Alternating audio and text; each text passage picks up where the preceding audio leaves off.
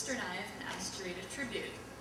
And so we figured that since we only have really one father, we would kind of center it around him. So I suspect most people are, thank you. Much better. Okay, great. Okay, I suspect that most people are familiar with my dad's professional scholarly side. He is, after all, the Dean of the Graduate School, head of the Department of Vedic Science, director for the Center of Brain Consciousness and Cognition, and the author of more than 50 published papers. That's impressive. But instead of extolling his virtues as a beloved professor, we're going to address a question that we get asked all the time. What was it like growing up as Fred Travis's daughter? I don't actually know the answer to this. I don't really have a comparison. I don't know what it was like not growing up Fred Travis's daughter. But this is the Fred Travis that we know.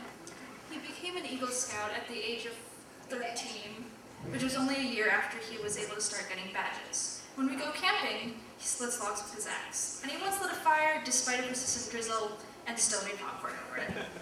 He wears a hat at all times to avoid sunburn or cold on the bald spot on the top of his head.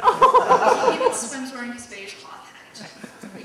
The first test he ever failed was a color blindness test, and the nurse yelled at him for fooling around. Turns out that he's colorblind in greens and browns. In his office, he has an aloe plant that I periodically find has turned brown due to the lack of water because he thinks it's still green. He's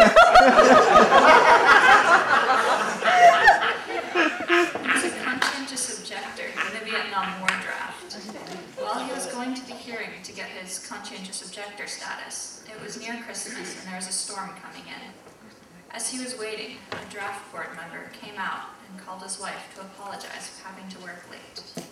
My dad realized that these people weren't just bureaucrats, they were volunteers. They had families.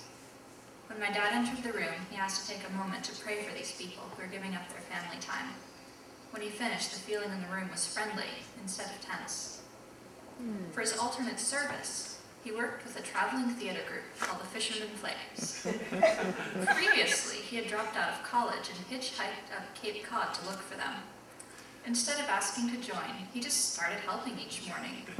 At night, he slept under the stars on the sand dunes. One morning, the head of the troop said to him, "Travis, you can stay." One of his tasks was to drive a converted school bus that served as the props truck. Once he played the left archangel and caught God when God almost fell off the ladder due to the fear of walls. For a while, he was a roofer on Cape Cod, with long hair and a beard that would hold 16 penny nails. And he knew this because he once had a contest with a friend to find out whose beard could hold more nails, and he won by 2 nails. He also has a sweet tooth, but never seems to put on weight. His mother kept gallons of cookies in the freezer for when he visited, and was insulted if he didn't eat at least a gallon each visit, even if the visit was only for just a weekend. He attributes his love of mustard to his paternal German grandfather. He had bright red hair as a child. At age 6, he took apart his electric train to find out how it worked, then put it back together again. When he turned it on, it went 5 times as fast, before exploding. On Sundays, he puts on his tool belt and finds something that needs to be hammered, sawed, glued, painted, or fixed in any way, and then he fixes it. His cooking exploits are legendary. He puts water on medium to boil, but the vegetables he's reheating on high. While in college, he made bread with brewer's yeast. It didn't rise at all, and was entirely inedible, but he still gave it to some friends as a wedding present. The story is that he explained this by saying the bread might make excellent doorstop. He once used a terry cloth towel to grow sprouts in his closet.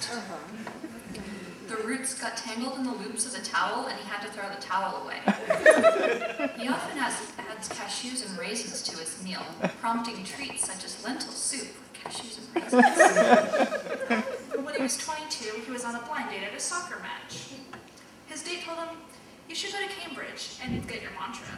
And he never saw her again. He had been reading spirituality books for a while.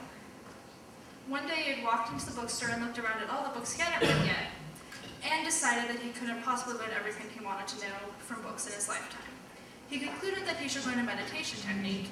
He went to an introductory lecture, learned TM, and then later became a TM teacher. When he met my mom for the first time, he walked into the TM Center in Ithaca, New York. She walked into the room to answer the phone and laughed as she picked it up. And my dad thought, that's the kind of person I'd like to marry. He went back to college after learning TM. Someone published a study saying that TM reduces creativity. No research was involved, and my dad thought that a real study should be done to prove that it doesn't. Despite being a design and environmental engineering major, he did the study as a senior thesis and published it 3 years later. When he teaches, he uses examples from raising me and my sisters to illustrate the developmental process. I have become accustomed to everyone knowing that I named my dolls Stroller Handle and Rooftop. Consensus among students is that he is one of the best professors at answering questions. He listens, and then, as a friend recently told me, he gives you the honest answer. Whether it's a clear explanation, or I'm not actually sure, but here's how we could find out. Or the scientific community actually doesn't know the answer right now, but if you do research on it, I would love to hear your results. That's great. Earlier, I claimed that I couldn't tell you much about what it was like growing up as Fred Travis's daughter. There is one thing that I can tell you. As talented, driven, intelligent, joyful, compassionate, and may I suggest enlightened as he is, he doesn't expect other people to be like him. Instead, he expects people to be as they are and grow into better versions of themselves. Dad, on Father's Day, it is an honor to present you with the Maharishi Award for Development of Consciousness. He didn't know about this until right now, unless he asked.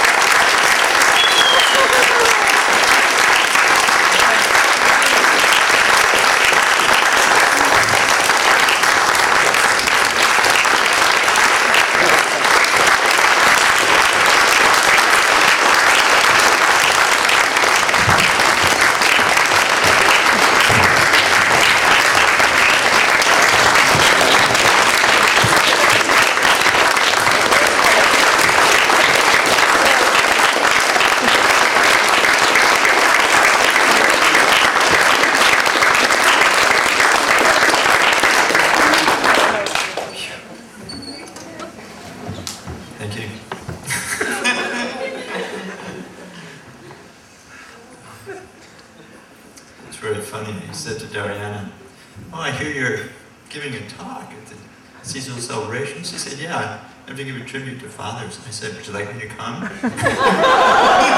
She said, "Oh yeah, that would be good." So I thank you very much for your attention to all the details. And as Rick said, history does happen spontaneously. And I thank you all for coming here. It's really quite a joy to have spent 21 years in this community.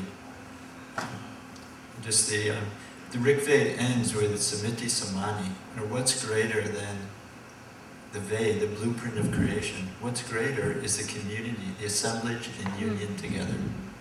And what we're creating is something which is very powerful, and it's such a special pleasure every day that we can be part of it. And all of you, the students, the dear friends, the colleagues, it's such a joy. Thank you very much. I'm very honored to your day. Thank you.